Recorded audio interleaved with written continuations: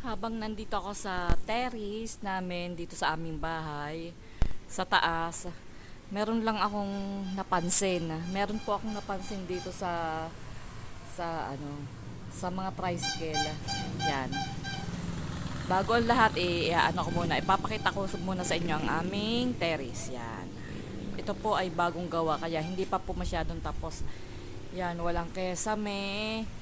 Tapos, itong mga, ano dyan, yan, mga rehas-rehas na yan. Yan, medyo makalat pa, may mga hanger pa nga. Wala pa yung, rehas, kasi hindi pa tapos. Ito pa, oh. Ito pa, gagawin pa lang. Ito, yan. Ito ang para sa hagdan. Tapos, yan, may mga halaman ako dyan. Yan, dito kami tumatambay pagka sa umaga at sa gabi kasi sa tanghali hindi na pwede kasi mainit na. Galing sa dagat ang hulab kasi yung kabila po niyan ay dagat na. Yan. Yan mga resort yan. Yan. Diyan, nagkakape kami diyan.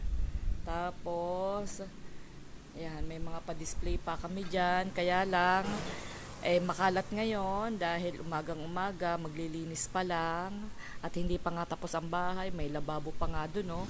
You know, may lababo pa doon, hindi pa rin tapos kaya hindi pa magamit. Yan. Pero hindi po yan ang gusto kong i-share sa inyo. Pinakita ko lang yan. Ang gusto ko po i-share sa inyo ay itong mga tricycle na nakaparada dito sa harap namin. Yan. Alam niyo po ba, simula nung hindi pa nagpa-pandemic, napakadaming tricycle na nakahilera dyan, namamasada.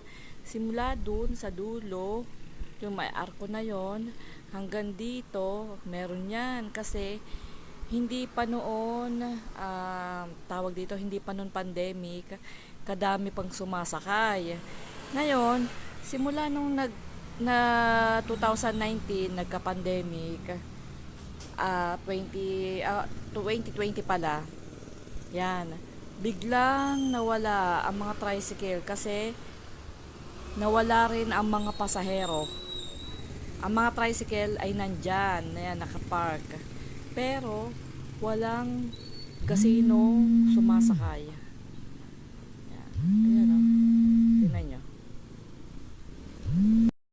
Yan o. Ang nangyari kasi dyan ganito.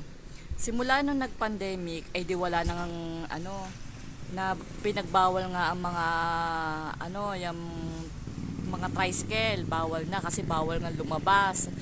Ngayon, ang nangyari nun, dahil sa ganung pangyayari, ang mga tao, naglakad na lang. Pagpupunta ng palengke, naglakad. Tapos, karamihan, may mga kakayanang kumuha ng motor, kumuha. Kaya dito sa amin, sa lugar namin, halos lahat ng bahay, may mga service na, may mga motor na. Kaya humina ang tricycle, hindi na nasasakyan. Yan, oh. Kaya yan, nakatambay na lang dyan. Wala na sumasakay kasi nga, puro motor na dito sa amin. Puro yun, oh. Tingnan nyo dito, ang daming tricycle, oh. Nakaparada lang. Marami pa yan, hanggang dun pa yan sa dulo. Yan. Kaya dito, ang kabuhayan na magta-tricycle ay, bagsak. Dahil, ang marami dito ngayon sa amin ay mga motorsiklo. Yan, mapababae, mga bata nga, nagmumotor na rin eh. Kaya wala nang sumasakay. Bihira, yung matatanda na lang na talaga na, at saka yung mga walang motor sa bahay nila, yun, ay nang sumasakay. Pero yung may mga motorsiklo, nako, katulad kami, meron kami, ilan ang motor namin. Kaya ako, bihira na rin. Hindi na nga kami sumasakay ng tricycle. Kaya yung mga dito, yung iba na mga magta-tricycle, yung iba ipinagbili na nila, tapos yung iba nag-apply na sila na ibang trabaho kasi nga walang buhay nga, walang ang mga tricycle dito, talo. Tapos bukod doon, kaya ang dami rin na na kumuha din ng mga motor kasi nga nagmahal. Dating 10 pesos ang sakay bawat tao, ngayon 20 pesos na. Kaya yun ang nangyari. Yun lang po, na-share ko lang. Bye bye.